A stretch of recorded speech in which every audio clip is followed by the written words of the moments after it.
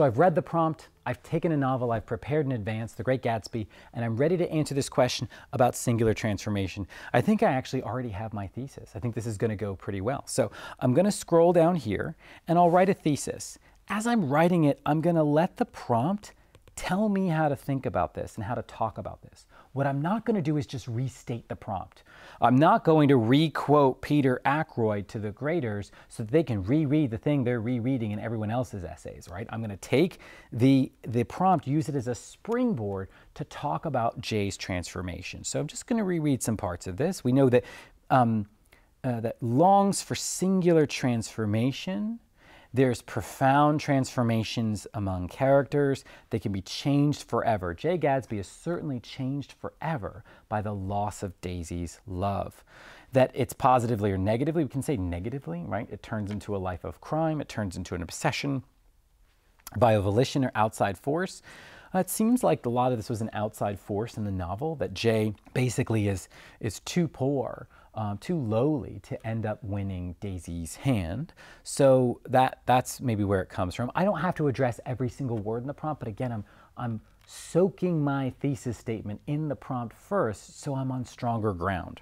Okay, then it says, choose a work of fiction, blah, blah, blah. Notable transformation could have taken place immediately. It really did reset Jay on another course, losing Daisy, but it happens over several years. So I could talk a little bit about duration. Transformations happen overnight.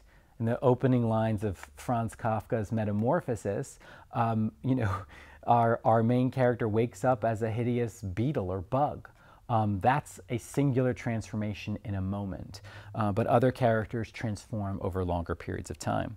It could have been fantastical, like the Metamorphosis, or realistically, like Jay's. He loses his fiancée or his hope of a fiancée in Daisy and ends up falling apart. So here's what I'm going to do. I'm going to say, in F. Scott Fitzgerald's The Great Gatsby, which I will underline. I'm also sort of italicizing in sloppy handwriting. I will underline because it's a long work. Notice all of these are long works. They're not short stories. You may have read a lot of short stories this year or poems. They're not looking for this. They're looking for long works. In F. Scott Fitzgerald's The Great Gatsby, Jay Gatsby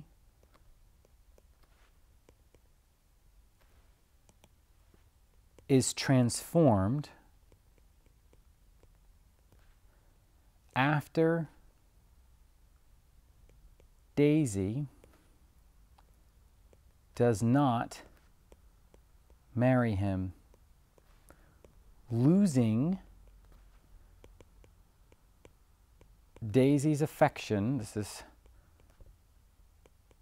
now I want to be right about this. I want to say something about his transformation. Something meaningful. I don't just want to say like 3 things about the transformation. It changes him morally, physically, and spiritually. Really? How does it change him? What does losing Daisy do? It creates an obsession that leads to his destruction. There we go. The transformation is the beginning of the end of Jay Gatsby, because he's not going to get Daisy. It's not realistic. And in the end, he'll end up dead in his swimming pool. So, losing Daisy's affection marked the beginning of the end for Jay, culminating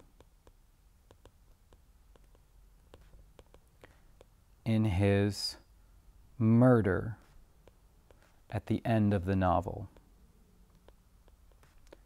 Now there it is, sloppy handwriting, not the most beautiful 2 sentences in the world, but I got the job done. I've responded to the prompt with an interpretation I know I can defend, and now I'm ready to write as much as I can.